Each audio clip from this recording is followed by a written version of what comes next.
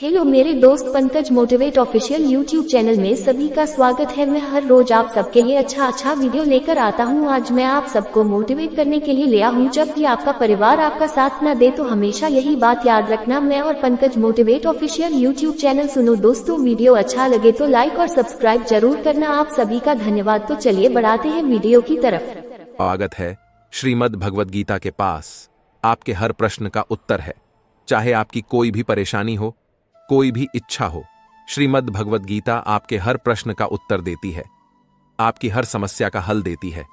चाहे वह परेशानी आपके मन की हो, धन की हो, या आपके शरीर की हो, या आपके रिश्तों की हो, आपको अपनी हर समस्या का उत्तर श्रीमद् भगवद गीता में जरूर मिलेगा। श्री भगवद गीता साक्षात भगवान की दिव्य वाणी है। इसकी महिमा अपार है, अपरिमित है। उसका यथार्थ में वर्णन कोई नहीं कर सकता। गीता सर्वशास्त्रमय है। इसे सारे शास्त्रों का खजाना कहा जाता है। आज हम श्रीमद् भगवद गीता के अनमोल उपदेश आपको बताएंगे जो आपकी पूरी जिंदगी बदल देंगे। बस आप इन बातों को वीडियो के अंत तक ध्यान से सुनिए। जो भी व्यक्ति इस वीडियो को अंत तक सुनेगा, उसे अपनी जिंदगी की हर परेशानी का हल अवश्य मिलेगा। उसे अपनी जिंदगी में जो कुछ भी चाहिए वह उसे जरूर मिलेगा। श्रीमद् भागवत गीता का पहला उपदेश यही है कि कोई अगर आपका अपना है या कोई आपसे बड़ा है तो उसका अपने प्रति गलत व्यवहार कभी भी सहन नहीं करना चाहिए। गीता का यह उपदेश हमारी जिंदगी से भी जुड़ा है। हम भी अपने मन की अधिकतर तकलीफों को यह सोचकर जिंदगी भर सहते रहते हैं कि यह तो मेरा अपना है, यह तो मेरा बड़ा है, इसको हम कैसे कुछ कह सकते हैं। हम अगर नहीं सहेंगे, कुछ कह देंगे तो हमारे रिश्ते ही खराब हो जाएंगे, हमारे रिश्ते ही समाप्त हो जाएंगे। पर सोचने की बात यह है कि उस व्यक्ति को आप अपना कैसे मान सकते हैं जो आपकी तकलीफों की वजह हो। अपना तो वह होता है जो हमारी तकलीफों को दूर कर दे। गीता का यह उपदेश है, किसी को भी अपना फायदा मत उठाने दो, किसी को भी खुद पर जुल्म मत करने दो, क्योंकि आप जितना सहे, लोग आपको उतना सहने के लिए और मजबूर करेंगे। गीता का पहला अध्याय जिसका नाम अर्जुन विषाद योग है और दूसरा अध्याय जिसका नाम सांख्य योग है, इसके आरंभ में ही अर्जुन ने श्री कृष्ण के आगे अपना दुख प्रकट किया है। हे केशव, मैं कौरवों से कैसे युद्ध कर सकता हूं? यह सब तो मेरे अपने ही हैं। मैं कैसे पितामह भीष्म और गुरु द्रोणाचार्य से युद्ध करूंगा? क्योंकि यह दोनों तो मेरे पूजन, इसलिए इन गुरुजनों को मारने से तो अच्छा है मैं भिक्षा मांगकर गुजारा करूं। और जिन कौरवों से मैं युद्ध करने जा रहा हूं, वह सब धृतराष्ट्र के पुत्र मेरे भाई ही हैं, मेरे अपने ही हैं। इन सबको मारने से अच्छा है कि मैं सन्यासी बन जाऊं। तो श्री कृष्ण ने अर्जुन से कहा कि यहां कौन अपना है और कौन पराया है। जो अधर्म करता है उसके साथ युद्ध करना तुम्हें मोक्ष और मुक्ति देगा। तुम अपने इस मन के मोह को त्याग दो, नहीं तो सारा जग तुम्हारी निंदा ही करेगा, तुम्हें डरपोक कहेगा। और बात अपने पराये की नहीं है, बात धर्म और अधर्म की है, बात सही और गलत की है। अगर तुम गलत को सहोगे, उसका अंत नहीं करोगे, तो गलत करने वाले को और बल मिलेगा, वह और भी गलत करेगा। इसलिए अपने मोह को त्याग कर तुम युद्ध करो। महाभारत की एक और कहानी भी है। जब अर्जुन के पुत्र अभिमन्यु की युद्ध में मृत्यु हो जाती है, तब अर्जुन बहुत दुखी होते हैं, रोने लगते हैं। वह श्री कृष्ण से कहने लगते हैं कि मैं यह दुख सहन नहीं कर सकता, मैं भी अपने आप को समाप्त कर लूंगा। फिर भगवान श्री कृष्ण अर्जुन को आत्माओं के लोक में लेकर गए, जहां अभिमन्यु आनंद से बैठा हुआ था। क्योंकि उसने क्षत्रियोचित व्यवहार किया, इसलिए उसे उत्तम पद की प्राप्ति हुई। जब अर्जुन अपने पुत्र अभिमन्यु के पास रोते रोते पहुंचा, तो अर्जुन अपने पुत्र को देखकर बहुत प्रसन्न हुए। उसे गले से लगाकर कहने लगे कि पुत्र, मैं तेरे बिना तो जी ही नहीं सकता, मैंने तो अपने जीवन की आशा का ही त्याग कर दिया है। तो अभिमन्यु कहने लगा कि आप कौन हैं? अर्जुन बोले, मैं तेरा पिता हूं, तू मेरा पुत्र है। तो अभिमन्यु कहने लगा कि कौन पिता कौन पुत्र, मेरे हजारों जन्म हुए हैं। किसी जन्म में आप मेरे पिता बनते हैं और किसी जन्म में मैं आपका पिता बनता हूं। आत्मा का ना तो कोई माता होता है और ना कोई पिता होता है। जब अर्जुन ने देखा मेरा पुत्र मुझे पहचान भी नहीं रहा, तो उसका सारा मोह ही खत्म हो गया। इसीलिए गीता के उपदेश को ठीक से समझ लो कि यहां कोई अपना पराया नहीं है। जो बुरे वक्त में, तकलीफ के वक्त में तुम्हारा साथ दे, सिर्फ वही हमारा अपना है, बाकी सब पराए हैं। गीता का दूसरा उपदेश यह है कि जो चला गया है उसका कभी दुख मत करो। गीता को हम भगवान से भी बढ़कर कहे तो कोई अतिशयोक्ति नहीं होगी। श्रीमद् भगवद गीता एकमात्र ऐसा ग्रंथ है जो मनुष्य को जीने का सही तरीका बताती है। गीता जीवन में धर्म, कर्म और प्रेम का पाठ पढ़ाती है। श्रीमद् भगवद गीता का ज्ञान मानव जीवन और जीवन के बाद का जीवन दोनों उपयोगी माना गया है। इसीलिए गीता के विचारों को आप हर रोज रात में सोने से पहले जरूर सुने। दीपक का जीवन इसलिए वंदनीय नहीं है कि वह जलता है, बल्कि इसलिए वंदनीय है कि वह दूसरों के लिए जलता है, दूसरों से नहीं जलता। हमारी आस्था की परीक्षा तब होती है जब हम जो चाहे वह ना मिले और फिर भी हमारे दिल से प्रभु के लिए शुक्रिया ही निकले। अगर सही मायने में आप अपना जीवन बदलना चाहते हो तो सबसे पहले आपको अपना मन बदलने के लिए तैयार रहना पड़ता है, क्योंकि जैसा आपका मन रहेगा वैसे ही आपके विचार होंगे, और जैसे आपके के विचार होंगे वैसे ही आपका जीवन होगा। नीच विचार रखोगे तो नीच बन जाओगे, अच्छे विचार रखोगे तो ऊंचाई पर जाओगे। विश्वास किसी पर इतना करो कि वह तुम्हारे साथ झल करते समय खुद को दोषी समझे, और प्रेम किसी से इतना करो कि उसके मन में सदैव तुम्हें खोने का डर बना रहे। भगवान श्री कृष्ण कहते हैं, व्यक्ति को सदैव बुराई से बचकर रहना चाहिए। अगर कोई बुरा कर्म करता है तो वह कर्म उसको अपने जीवन में ना ही पड़ता है। जिस प्रकार सैकड़ों गायों के बीच बछड़ा अपनी मां को खोज लेता है, ठीक उसी प्रकार कर्म का फल आपको हजारों की भीड़ में भी खोज लेगा। माधव कहते हैं, किसी जीव को कष्ट देकर आप मुझे खुश नहीं देख सकते हो। श्री कृष्ण जगत के स्वामी हैं, वह कण कण में निवास करते हैं। छोटे से छोटे जीव के हृदय में ईश्वर का वास होता है। किसी जीव को कष्ट का अनुभव होना ईश्वर को कष्ट का अनुभव कराता है। इसीलिए किसी भी जीव को कष्ट देना ईश्वर को कष्ट देने के समान है। मृत्यु एक अटल सत्य है जिसे कभी बदला नहीं जा सकता है। इस संसार का जब से निर्माण हुआ है तब से जन्म मृत्यु का चक्र चलता आ रहा है। जिस प्रकार मनुष्य अपने पुराने वस्त्रों को त्याग कर नए वस्त्र धारण करता है, ठीक उसी प्रकार आत्मा पुराने व्यर्थ शरीर को त्याग कर नए शरीर को धारण करती है। यह प्रकृति का नियम है। इस सत्य को स्वीकार करके भय मुक्त होकर आज में जीना चाहिए। ज्ञानी व्यक्ति ना तो मरने वाले का शोक करते हैं और ना ही उनका शोक करते हैं जो अभी जिंदा है, क्योंकि वह जानते हैं जो मर गया वह फिर से जन्म लेगा और जो जिंदा है वह एक दिन जरूर मरेगा। केवल ज्ञान ही एक ऐसा अक्षय तत्व है जो कहीं भी, किसी भी अवस्था में और किसी भी काल में मनुष्य का साथ नहीं छोड़ता। धरती पर जिस प्रकार मौसम में बदलाव आता है, ठीक उसी प्रकार जीवन में भी सुख दुख आता जाता रहता है। युद्ध हो या जीवन, सफलता केवल 3 शस्त्रों से प्राप्त होती है: धर्म, धैर्य और साहस। कोई भी मनुष्य जन्म से नहीं बल्कि अपने कर्मों से महान बनता है।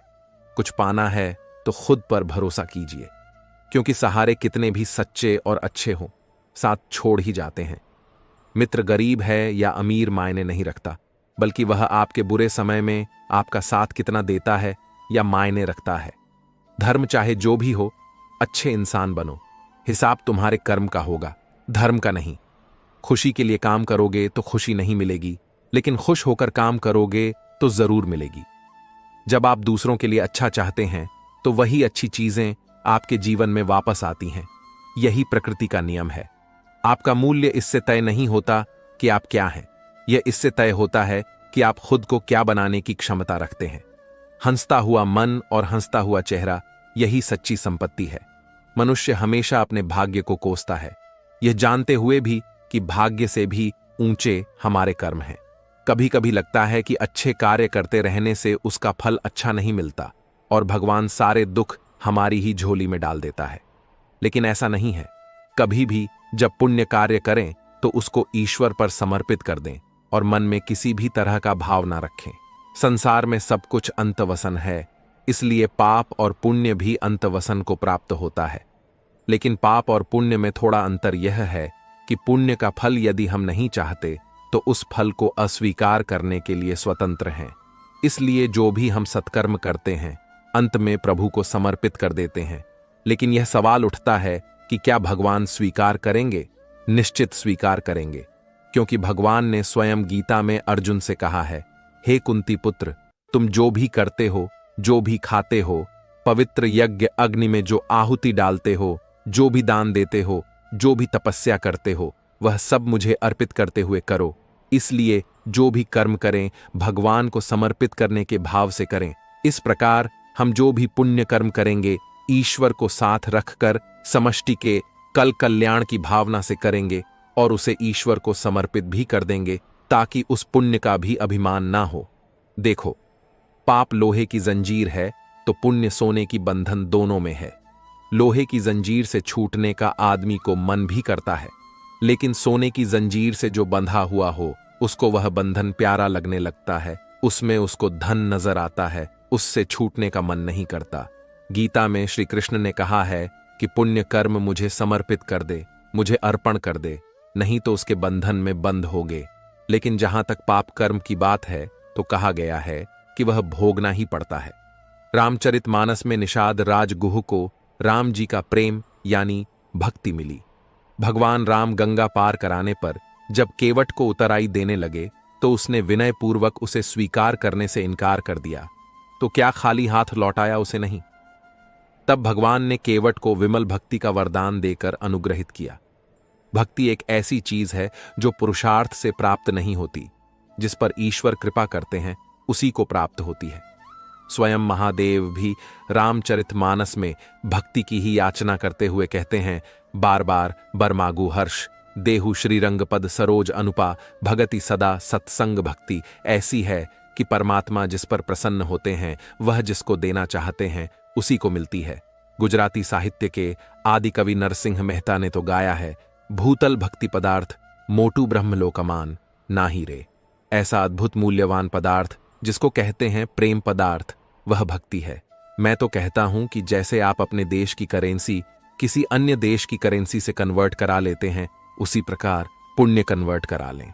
प्रभु प्रेम में एक दर्पण अपनी काबिलियत कभी नहीं बदलता, फिर चाहे वह 2 टुकड़ों में विभाजित हो या 1000 टुकड़ों में। इसलिए अपने असली बर्ताव को कभी नहीं बदले, चाहे कैसी भी परिस्थिति क्यों ना हो। जब परिस्थितियां हमारे वश में ना हो तब मन की स्थिति बदल के देखिए, सब कुछ तो नहीं पर बहुत कुछ आपके अनुरूप हो जाएगा। पेड़ के नीचे रखी भगवान की टूटी मूर्ति को देखकर समझ आया कि परिस्थिति चाहे कैसी भी हो पर कभी खुद को टूटने नहीं देना, वरना यह दुनिया जब टूटने पर भगवान को घर से निकाल सकती है तो फिर हमारी तो औकात ही क्या है। पानी को कसकर पकड़ोगे तो वह हाथ से छूट जाएगा, उसे बहने दो, वह अपना रास्ता खुद बना लेगा। कभी कभी जब परिस्थितियां समझ में ना आए तो जो कुछ जीवन में घटित हो रहा है उसे शांत भाव व तटस्थ होकर बस देखना चाहिए। समय आने पर जीवन अपना मार्ग खुद बना लेगा।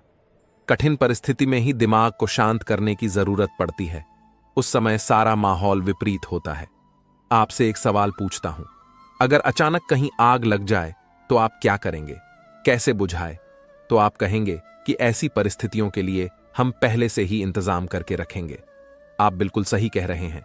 सभी जगहों पर ऐसी परिस्थितियों से निपटने के लिए कुछ ना कुछ अरेंजमेंट्स पहले से होता है।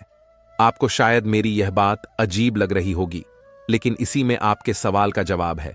जैसे आग लगने पर कुआं नहीं खोद सकते, वैसे ही अचानक मुश्किल हालात आने पर मन को शांत नहीं कर सकते। चाहे उस समय कितनी ही मोटिवेशनल स्पीच हमारी सुन लीजिए, वीडियो देख लीजिए, भक्ति भजन कर लीजिए, मन शांत नहीं होगा। अगर पहले से ही मन को सकारात्मक सोच, अध्यात्म और सच्ची भक्ति में लगाया होगा, या फिर मन की तीव्र गति को ध्यान द्वारा साधा होगा, अच्छे लोगों की संगत में रहते होंगे, तभी मन मुश्किल समय में शांत रह सकता है। वरना तो वही पुरानी कहावत की आग लगने पर कुआं नहीं खोदा जाता। इसलिए जब जीवन में सब कुछ सही चल रहा हो, शारीरिक रूप से भी ठीक हो, तभी से मन को शांति के मार्ग में लगा दे, ताकि मुश्किल समय आने पर दिमागी संतुलन बना रहे और बुरे वक्त को ठीक से मैनेज कर सके। जो लोग कठिन परिस्थिति में हाथ पर हाथ रखकर बैठ जाते हैं, उनका दिमाग शांत नहीं रहता है। वे अपने हालत को बदल नहीं पाते हैं। काम करने से बुरे विचार दिमाग में नहीं आते हैं, बल्कि आप काम करने के फल स्वरूप कुछ पाते हैं। यदि यह बुरा हुआ तो अनुभव मिलता है, वरना सफलता के दर्शन होते देर नहीं लगती है। जब हालत विपरीत हो तब आप लंबी गहरी सांस लेने की कोशिश करें। आपका सारा ध्यान आसपास की बुरी बातों से सिमटकर सांसों पर केंद्रित हो जाएगा। आप सिप सिप करके पानी पीने की कोशिश करें। आप खाली ना रहे, कोई मनपसंद काम करें। खाली दिमाग शैतान का घर होता है। समय पर भरोसा रखें। आज तक कोई ऐसी रात नहीं हुई जिसका सवेरा ना हुआ हो। जंगल में लगी बड़ी से बड़ी आग भी एक दिन शांत हो ही जाती है। कुछ ना कुछ नया सीखते पढ़ते रहे। यह इन परिस्थितियों के उपहार स्वरूप आपको हमेशा याद रहेगा। आत्मचिंतन मनन करने का यही समय होता है, क्योंकि जब दरवाजे खुलने लगेंगे तो फिर दौड़ शुरू हो जाती है। यह समझिए, ईश्वर ने सबसे मुश्किल रोल के लिए आप जैसे बेहतर कलाकार को चुना है। हर घटना के पीछे प्रकृति का कोई प्रयोजन होता है। इस समय को टिक टिक करती घड़ी की सुई की तरह लें। सभी को अपने हिस्से का सुख या दुख स्वयं ही तो भोगना होता है। सुख में तो फिर भी सभी मिलेंगे लोग आसपास आपको, लेकिन दुख में कोई नहीं आता मदद करने। सभी दूर खड़े रहते हैं और कई बार तो हम दुख में खुद को बिल्कुल अकेला पाते हैं। पर शायद यह सोचना भी पूरी तरह से सही नहीं है। ईश्वरीय शक्ति तो है ना हमारे आसपास, हमारे साथ। बस आवश्यकता होती है तो उन शक्तियों को पहचानने की। बस एक बार कुछ फुर्सत के पल निकालकर उन्हें दिल से याद तो कीजिए। वे अवश्य आते हैं हमारी मदद करने। जब दुखों से हार जाओ तो घबराने से कुछ नहीं होगा। तुम्हारा जीवन इतना संघर्ष भरा क्यों हुआ, जरा यह तो सोचो। लोग तो यह भी कहते हैं अगले पिछले कर्म ऐसे होंगे, तभी तो इतना दुख मिला है। नहीं पगले, बिल्कुल नहीं, बल्कि तुम इस कार्य के लिए चुने गए हो। उस प्रभु के द्वारा तुम में इतनी क्षमता है कि तुम सहन कर सकते हर कष्ट, हर दर्द। विपरीत परिस्थितियों में भी जो ना टूटे, खरा सोना बनकर निकले। ऐसे हो तुम। कई बार हम सोचते हैं बस बहुत हुआ, अब नहीं होगा कुछ। हमसे तो सोचो, क्या किसी ने कहा है तुमसे यह सब सहन करने के लिए नहीं? न जीते तो सभी हैं और एक दिन चले भी जाते हैं इस दुनिया से। तो क्या ऐसा जीवन भी कोई जीवन है? जब तक कि कोई संघर्ष ना हो, आपको अपने विचारों पर नियंत्रण रखने की जरूरत नहीं है। आपको बस उन्हें अपने ऊपर नियंत्रण करने देना बंद करना होगा। एक व्यक्ति शांत मन के जितना करीब आता है, वह मजबूती के उतना ही करीब होता है। मन पानी की तरह है, जब यह अशांत होता है तो देखना मुश्किल हो जाता है। जब यह शांत होता है तो सब कुछ स्पष्ट हो जाता है। अपनी आंखें बंद करें, कुछ देर के लिए अपना दिमाग बंद करें, क्योंकि वहां एक शांत भूमि है जो आपकी उपस्थिति का इंतजार कर रही है। कभी कभी समुद्र के शांत होने की प्रतीक्षा करने का समय नहीं होता है। यदि आपको अपने लक्ष्य तक पहुंचना है तो अपनी यात्रा शुरू करें और तूफान को अपना रास्ता बनने दें। धैर्य प्रतीक्षा करने की क्षमता नहीं है। धैर्य का अर्थ है शांत रहना, चाहे कुछ भी हो जाए। इसे सकारात्मक विकास के अवसरों में बदलने के लिए लगातार कार्रवाई करना और यह विश्वास रखना कि जब आप प्रतीक्षा कर रहे हो तो अंत में सब कुछ ठीक हो जाएगा। जब आप आंतरिक शांति का अनुभव करते हैं तो आप स्वीकार करते हैं कि आप कौन हैं। आपकी ताकतें, खामियां, इच्छाएं, सपने, वह सब कुछ जो आपको विशिष्ट रूप से आप बनाता है। आप अपने आसपास की दुनिया और सामने आ रही स्थितियों को अधिक स्वीकार करने का अनुभव करते हैं, जिससे चिंता और तनाव का आप पर कम नकारात्मक प्रभाव पड़ता है। सामने खड़े व्यक्ति की उम्र और बुद्धि से किसी के मन की बात पता लगाना संभव नहीं है। मन की बात सिर्फ प्यार और सहानुभूति से ही जानी जा सकती है। यदि आप पॉजिटिव रहना चाहते हैं तो अपना अधिक समय उन्हीं के साथ बिताएं जो आपको खुश रखते हैं, या फिर उनके साथ जो आपको प्रभावित करें। हारा हुआ खेल दोबारा तो खेला जा सकता है, लेकिन एक बार जो मन से हार गया वह कभी जीत नहीं सकता। सफलता की राह प्रत्यक्ष तौर पर कहीं नहीं होती, बल्कि वह आपके मन में होती है। अगर आपने अपने मन को जीत के लिए तैयार कर लिया तो कोई और आपको नहीं हरा सकता। आप जीवन में अकेले नहीं चलते। कभी कभी जब आप चीजों से निपट हैं तो ऐसे लोग होते हैं जो आपके साथ होते हैं, और फिर ऐसे लोग भी होते हैं जो केवल यह देखते हैं कि आप चीजों से कैसे निपट रहे हैं। किसी भी स्थिति में आपको खुद पर नियंत्रण रखना चाहिए और किसी भी तरह के लोगों के साथ अच्छे संबंध बनाने चाहिए। इसलिए शांत और निर्मल आभा बनाए रखें और आपके लिए चीजों से निपटना आसान हो जाएगा। यदि आपका मन शांत है तो विश्वास करें, आप इस दुनिया में कुछ भी जीत सकते हैं। ऐसा इसलिए है क्योंकि आप अपने कर्मों का उपयोग करने में सक्षम होंगे और चमत्कार के अलावा कुछ नहीं देंगे। और दुनिया आश्चर्य के सामने झुकती है। कोई किसी के दुख का कारण नहीं होता, यह तो अपने ही कर्म होते हैं जिसकी वजह से दुख उठाने पड़ते हैं। आज कौन सुखी नहीं होना चाहता, परंतु वह इसके लिए जो कर्म कर रहा है उसमें सुख है ही नहीं, तो मिलेगा कहां से। कर्म प्रधान विश्व करी राखा, जो जस करी सो तस फल खा। हम आज जो कुछ कर रहे हैं वह निष्फल नहीं होता, देर सवेर उसका फल अवश्य मिलता है। विज्ञान भी कहता है कि हर क्रिया की प्रतिक्रिया होती है। आग में यदि हाथ डाला जाए तो हाथ तुरंत जल जाता है, परंतु एक वृक्ष का बीज आज बोया गया तो उसमें फील आने में कई वर्ष लग जाएंगे, पर फल मिलेगा अवश्य। शुभ कर्म का फल शुभ और अशुभ का अशुभ होना ही है। आज हम जो कुछ हैं वह पिछले कर्मों का देन है। इसी को प्रारब्ध कहते हैं। प्रारब्ध के बाद पुरुषार्थ बहुत महत्वपूर्ण है। हम जो कुछ बनना चाहते हैं या जिस क्षेत्र में आगे बढ़ना चाहते हैं उसमें अपने पुरुषार्थ की महत्वपूर्ण भूमिका होती है। साथ ही साथ ईश्वरीय कृपा, ईश्वर अनुकूल या प्रतिकूल परिस्थितियां देता है। उन परिस्थितियों से अपनी बुद्धि और सामर्थ्य के बल पर निपटना तो आपको ही होगा। दैवीय शक्तियां पुरुषार्थ वालों की ही मददगार होती हैं, निठल्ले आलसी और लोगों की नहीं। गीता में भगवान कृष्ण ने योगक्षेम मांगा है। भगवान पर पूर्ण रूप से आश्रित होकर देखिए। श्रद्धा और विश्वास के साथ भगवान से निकटता बढ़ाने पर वे सब जिम्मेदारी स्वयं वहन करते हैं। जीवन यापन की सारी वस्तुएं भगवान द्वारा प्रदत्त हैं, पर आलसी कामचोर उसे नहीं पा सकता। मनुष्य को ईश्वर ने असीमित शक्ति दी है, बुद्धि और पुरुषार्थ दिया है, जिसके बल पर क्या हासिल नहीं किया जा सकता। भय और अतृप्त वासना ही समस्त दुखों की जड़ है। जीवन भर मनुष्य जीविका के प्रपंच में उलझा रहता है। मैं और मेरा, तू और तेरा का जाल बुनकर स्वयं उसी में उलझा हुआ अनेकों प्रकार के अनैतिक कर्मों में लगा रहता है। भविष्य के भय को सोचकर अपना वर्तमान भी बिगाड़ लेता है और श्रेय मार्ग को छोड़कर प्रेय मार्ग का अनुगामी हो जाता है, जिसमें दुख के सिवा कुछ है ही नहीं। इस मार्ग पर चलने वाले लोग जीवन की सत्यता, मृत्यु को भी नकारने लगते हैं और भविष्य के लिए नैतिक अनैतिक तरीका अपना करर संग्रह में लगे रहते हैं। लोभ, मोह और स्वार्थ से ऊपर उठे बिना सच्चे सुख की कल्पना नहीं की जा सकती। सच्चा सुख तो त्याग की राह पर चलकर पाया जा सकता है। हमारा सनातन धर्म भौतिक सुख के उपभोग को बुरा नहीं मानता, पर इसका आधार धर्म होना चाहिए। धर्म का आचरण करने से छल, कपट, ईर्ष्या जैसे अनैतिक कर्म में मनुष्य लिप्त नहीं होगा और मेहनत से जो कमाया है उसी को हरि इच्छा समझकर संतोष करेगा। संतोष से परम सुख की प्राप्ति होगी।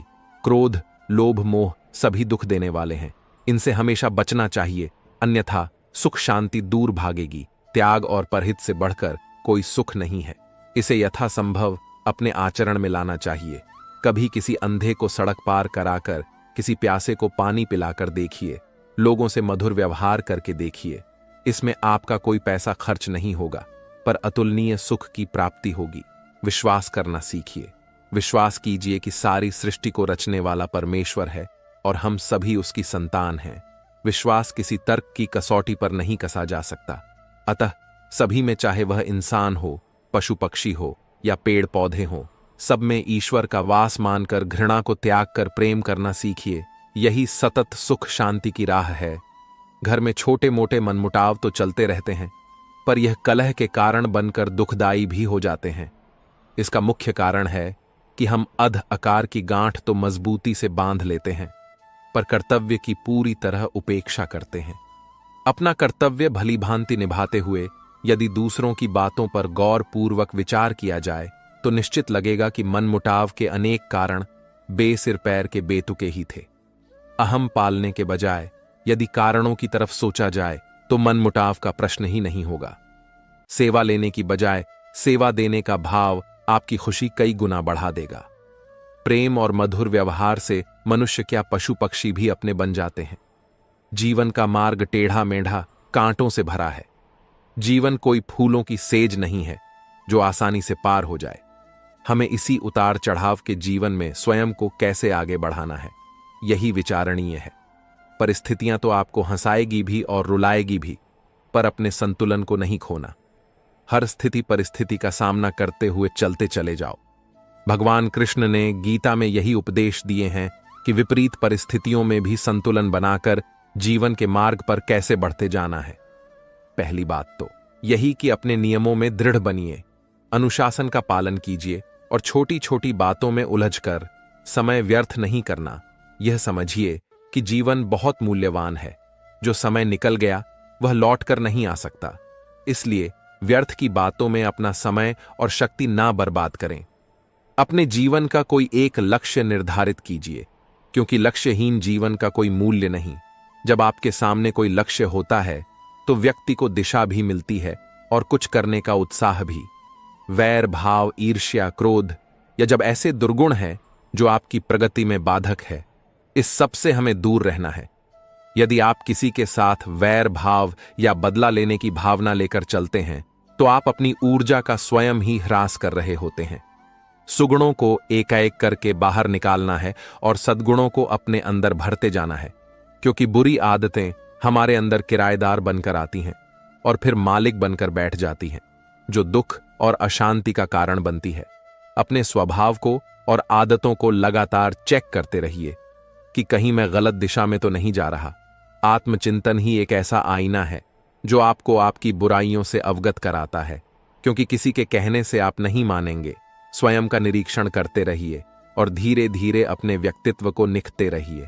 अध्यात्म से जुड़कर आप अपने को बहुत ऊंचा उठा सकते हो, क्योंकि जिस व्यक्ति के जीवन में धर्म नहीं, भक्ति नहीं, वह तो पशुवुलु है, तो साधारण मनुष्य भी असाधारण हो जाता है।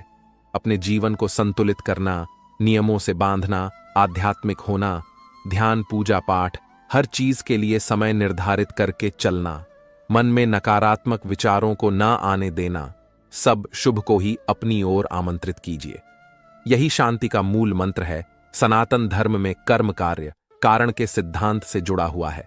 कर्म का अर्थ है कोई कार्य या क्रिया जिसके आधार पर अन्य प्रतिक्रियाएं या परिणाम निकलते हैं। मनुष्य के अच्छे कर्म का अच्छा प्रभाव और उसके बुरे कर्म का बुरा प्रभाव देते हुए पूर्व जन्मों का एक चक्र बन जाता है, क्योंकि कुछ कर्म ऐसे होते हैं जिनका भुगतान उस जन्म में नहीं होता। इस तरह इस चक्र में अगले जन्म में उन कर्मों का फल भुगतना ही होता है। वहीं कार्य कारण सिद्धांत का संबंध न केवल भौतिक युग से होता है, बल्कि हमारे द्वारा किए जा रहे कार्यों, सोचे जा रहे विचारों, कहे जा रहे शब्दों तक पर यह लागू होता है। कई बार हम कुछ ऐसे कार्य करते हैं जो हम करना नहीं चाहते, पर वह पूर्व जन्म के कर्म के आधार पर निश्चित होते हैं, जिस कारणवश वह कार्य किसी न किसी माध्यम से पूर्ण हो ही जाता है। जैसे ही पूर्व जन्म का हमारा चक्र समाप्त हो जाता है, व्यक्ति को उसी समय मोक्ष की प्राप्ति हो जाती है। हमारे शास्त्रों में इस बात का उल्लेख मिलता है कि 44 लाख योनियों के बाद मनुष्य का जन्म प्राप्त होता है। साथ ही यह भी विशेष रूप से वर्णित किया गया है कि केवल मनुष्य योनि में ही जन्म और मृत्यु के चक्र से मुक्ति पाई जा सकती है। मनुष्य के कर्म का फल उसकी परिस्थिति और दैवीय शक्तियों द्वारा निर्धारित होता है। ऐसा कहा जाता है कि यदि अच्छे कर्म बुरे कर्म की तुलना में अधिक है, तो बुरे कर्मों का फल इसी जन्म में और अच्छे कर्मों का फल अगले जन्म में मिलना निर्धारित होगा। इसी तरह यदि मनुष्य द्वारा किए गए कर्म में बुरे कर्म अच्छे कर्मों की तुलना में अधिक हैं, तो इस जन्म में अच्छे कर्म भोगने होंगे, जबकि बुरे कर्मों को भोगने के लिए अगला जन्म निर्धारित होगा। मनुष्य को कौन कौन से कर्म करने चाहिए? मनुष्य को अपने घर परिवार की आवश्यकताओं का ध्यान रखना चाहिए। अधिक पैसा होने के बावजूद जरूरत पड़ने पर उसे संभाले रखना भी बुरा कर्म बताया गया है। उस धन का इस्तेमाल मुसीबत के समय अवश्य करें। धन बचाने के लालच में न पड़े, अपनी आय से अधिक खर्च न करें और अपने सामर्थ्य के अनुसार ही दान पुण्य करें। हमेशा अच्छे लोगों की में संगत में रहे और दुष्ट छल कपटी की संगति से खुद को बचा कर रखें। बुरी संगति हमें अक्सर बुरे परिणाम ही देती है। कभी भी खुद के स्वार्थ के लिए दूसरों का अहित करने का ना सोचे। शास्त्रों में इस बात का उल्लेख किया गया है कि जो जैसा बोता है उसे वैसा ही आगे चलकर काटना भी पड़ता है। कभी किसी व्यक्ति से कुछ छल से छीनने का प्रयास न करें। इसे किए गए सभी पुण्य नष्ट हो जाते हैं और आप पाप के भागीदार बन जाते हैं। गरुड़ पुराण में इस बात का उल्लेख मिलता है कि किसी भी मनुष्य द्वारा किए गए बुरे कर्मों का परिणाम उसके जन्म से लेकर मृत्यु और उसके बाद तक दुखों का कारण बनता है। वह अपनी हर अवस्था में दुख भोगता है। अच्छे कर्म के बनने से पहले हमें इस पर ध्यान देने की जरूरत है कि आखिर अच्छे कर्मों के बनने का सबसे पहला पड़ाव क्या है। मनुष्य के द्वारा किए जाने वाले सभी कर्म उसके विचारों से निर्मित होते हैं। हमारी सकारात्मक या नकारात्मक सोच विचारों को जन्म देती है और वही विचार कर्म बनते हैं। इस तरह सोच सकारात्मक होने पर ही अच्छे कर्मों का निर्धारण हो सकता है। अच्छे कर्म को करने के लिए हमारे आसपास का वातावरण बहुत अधिक जिम्मेदार होता है। कहा भी जाता है कि जैसा वातावरण वैसे हम, इसलिए कोशिश करें कि अपने घर का वातावरण और शरीर का आभा मंडल सकारात्मक बनाए रखें। मृत्यु के पश्चात हमारे भीतर संग्रहित हुए कुछ कर्म अगले जन्म में चले आते हैं। उसे प्रारब्ध कहते हैं। सनातन धर्म में 3 प्रकार के प्रारब्ध का उल्लेख किया गया है। मंद प्रारब्ध, जिसे वैदिक पुरुषार्थ के द्वारा बदला जा सकता है। तीव्र प्रारब्ध, हमारे पुरुषार्थ और संतों के पुरुषार्थ से बदल सकता है। तीव्र प्रारब्ध अपरिवर्तनीय है, क्योंकि इसमें जो होना है वो होकर ही रहेगा। संसार में सबसे बड़ा पाप क्या है? संसार में सबसे बड़ा पाप स्त्री का अपमान करना बताया गया है। स्त्री को सृजनकर्ता का दर्जा दिया गया है और यदि स्त्री का अपमान किया जाएगा तो वह व्यक्ति सबसे बड़े पाप का भोगी माना जाता है। श्रीमद् भागवत गीता में द्रौपदी का अपमान ही महाभारत जैसे युद्ध का कारण बना था। पुण्य किसी के द्वारा निस्वार्थ भाव से की गई सहायता, सकारात्मक विचार, द्वेष भावना, लोभ लालच और अहंकार को अपने ऊपर हावी ना होने देना है, जबकि पाप में इन सभी के द्वारा किए गए कर्मों का परिणाम शामिल है। कर्म धर्म का मूल अंश है। कर्म के अभाव में धर्म संभव नहीं है। धर्म के नियम के अनुसार सकाम व पुण्य कर्म करने चाहिए, जिससे सुख और खुशी की प्राप्ति होती है। मनुष्य का सबसे बड़ा कर्म क्या है? दान ही सबसे बड़ा कर्म है। सबसे अच्छा कर्म कौन सा है? अकता भाव से किया गया। कोई भी अच्छा कर्म ही सबसे उत्तम कर्म है, कर्ता भाव से किया गया। कोई भी अच्छा कर्म अच्छा तो है पर उत्तम नहीं है। गीता में कर्म क्या है? गीता के अनुसार जो कर्म निष्काम भाव से ईश्वर के लिए जाते हैं वे बंधन नहीं उत्पन्न करते। वे मोक्ष रूप परम पद की प्राप्ति में सहायक होते हैं। इस प्रकार कर्म फल तथा आसक्ति से रहित होकर ईश्वर के लिए कर्म करना वास्तविक रूप से कर्मयोग है और इसका अनुसरण करने से मनुष्य को अभ्युदय तथा निश्रा होती है। जो भी व्यक्ति अपने गुजरे हुए कल या आने वाले कल में जीता है उसके विषय में ही सोचता रहता है, वह जिंदगी में कभी खुश नहीं रह सकता। देखा जाए तो बीते हुए कल और आने वाला कल का कोई अस्तित्व ही नहीं है, वह केवल आपकी सोच में विद्यमान है। अपने मन को सदा ऐसे शिक्षित करो कि आप अपने आज के आनंद में जी सको, अपने प्रत्येक पल की मौज ले सको। जो आपके साथ गलत करते हैं उसका विरोध जरूर करें। अगर आप सामने वाले का गलत व्यवहार सहते रहेंगे तो वह आपके साथ गलत करता ही रहेगा। जब अर्जुन ने भगवान कृष्ण से कहा कि जिनसे मैं युद्ध करने जा रहा हूं वह मेरे भाई और गुरुजन हैं और मेरे अंदर उनके साथ युद्ध करने का साहस नहीं है, तो कृष्ण भगवान ने अर्जुन को जागृत किया कि जिन्हें तू अपना मान रहा है वह सब पाप के पक्ष में खड़े हैं और अगर तू इनसे युद्ध नहीं करेगा तो समाज में पाप बढ़ जाएगा, क्योंकि जब गलत का कोई विरोध नहीं करता है तो सामने वाला गलत करने का जैसे हकदार हो जाता है और जब आप सब कुछ चुपचाप सहते रहते हो तो सामने वाले को बल मिलने लगता है, वह आपको कमजोर समझने लगता है। लेकिन जब आप उसके द्वारा किए गए अधर्म को रोक लेते हैं, उसका विरोध करते हैं, तब वह अपनी सीमा में रहना सीख जाता है। यह कलयुग है। अगर आप खुश रहना चाहते हैं तो आपको अपनी रक्षा खुद करनी होगी। रिश्ते हमें दुख नहीं देते हैं, पर उनके प्रति हमारा मोह हमें दुख देता है। आज से ही अपने मोह को छोड़कर प्रेम का सबक पक्का करें। मोह अपेक्षाओं से जुड़ा है, जबकि प्रेम केवल देना जानता है। मोह एक दो के लिए होता है जिन्हें हम अपना मानते हैं, प्रेम सबके लिए होता है। मोह से कमजोरी पैदा होती है, इसके विपरीत प्रेम से ताकत महसूस होती है। मोह में इंसान एक दूसरे को बांधने की कोशिश करता है, जबकि प्रेम एक दूसरे को फ्रीडम देता है। भगवत गीता हमें सिखाती है कि हमें सदैव अच्छे कर्म करने चाहिए। परमात्मा की प्रकृति में इंसाफ अवश्य होता है। आपके द्वारा किए गए अच्छे कर्म आपको मुश्किल वक्त में परेशानी से बचाते हैं। इसी तरह आपके द्वारा किए गए गलत कर्म की सजा भी आपको जरूर मिलती है। भगवत गीता में श्री कृष्ण ने अर्जुन को यही सिखाया है कि क्षत्रिय होने के नाते जो तेरा कर्तव्य है, जो तेरे लिए सही है, वही काम कर। दुनिया के लोग ज्ञान और अज्ञान दोनों से चलते हैं, इसलिए तू दुनिया का अनुसरण न कर, बल्कि सत का अनुकरण कर।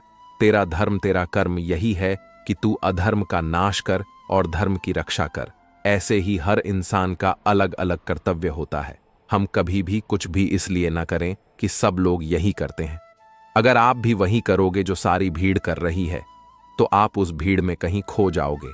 लेकिन अगर आप विचार करके वह काम करोगे जो आपके लिए सही है, जिसकी आप में प्रतिभा है, तो सारी भीड़ में भी आप अलग नजर आओगे। इस बात का हम सदा विश्वास रखें कि जो चीज हमारी है वह कहीं ना कहीं से हमारे पास अवश्य पहुंच जाएगी, और जिंदगी में जो कुछ भी आपको हासिल नहीं हुआ है उसका पछतावा करना और उसके लिए रोना छोड़ दे प्रयास करना मनुष्य के हाथ में है, पर उसका फल उसके हाथ में नहीं है। हम जीवन में किसी की मदद करें या ना करें, पर किसी का भी दिल हमारी वजह से ना दुखे, यह बात हमेशा हमें याद रहे। अगर हम किसी का भी दिल दुखाए तो हमें भी उसका दर्द अवश्य मिलेगा। जब हमारी वजह से किसी का दिल दुखता है तो हमें पता नहीं चलता, लेकिन जब हमारा दिल दुखता है तो हमें समझ में आता है।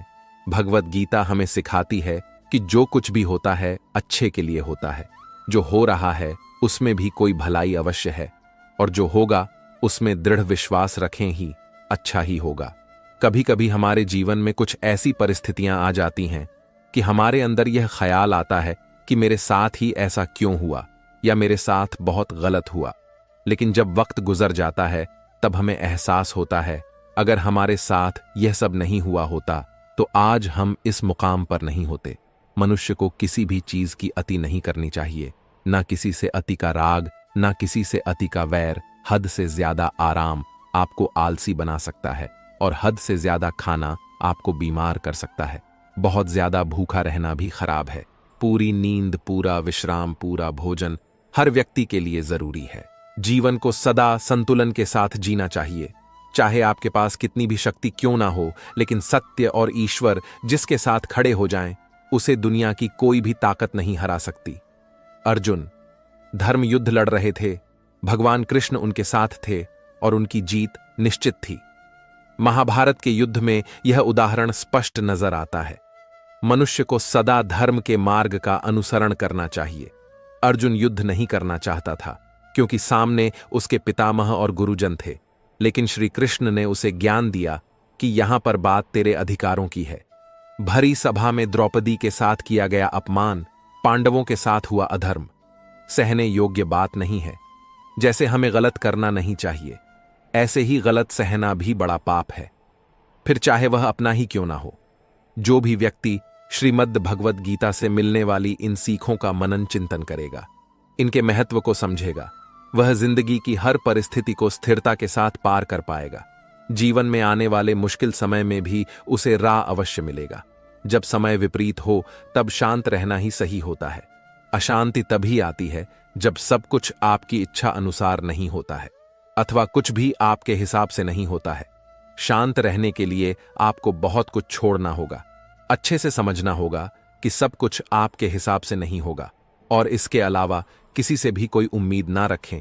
जब हम किसी से कोई उम्मीद करते हैं और वह पूरी नहीं होती, तब दुख होता है और सोच सोच कर मन अशांत रहने लगता है, और जब मन अशांत रहता है तो कुछ भी अच्छा नहीं लगता और व्यक्ति शक्तिहीन सा महसूस करने लगता है। इसके अलावा इस बात से बहुत दूर रहे कि कोई क्या कर रहा है, क्यों कर रहा है, कैसे कर रहा है। कोई भी व्यक्ति जितना बता दे उतना ही सुन ले, उसके आगे कुरेद की आवश्यकता नहीं है। अपने धर्म के अनुसार अपने प्रभु से मन लगाएं, प्रभु में विश्वास रखें, जो कुछ सुलभ है उसी में खुश रहना सीखें। अपनी सेहत का ध्यान रखें। आप जितना प्रकृति के नजदीक होंगे उतना ही आप खुद में शांति की अनुभूति करेंगे। आप किसी नदी, किसी पर्वत पर भी जा सकते हैं। आप ध्यान द्वारा भी शांति प्राप्त कर सकते हैं। मन का बेचैन होना उसका स्वभाव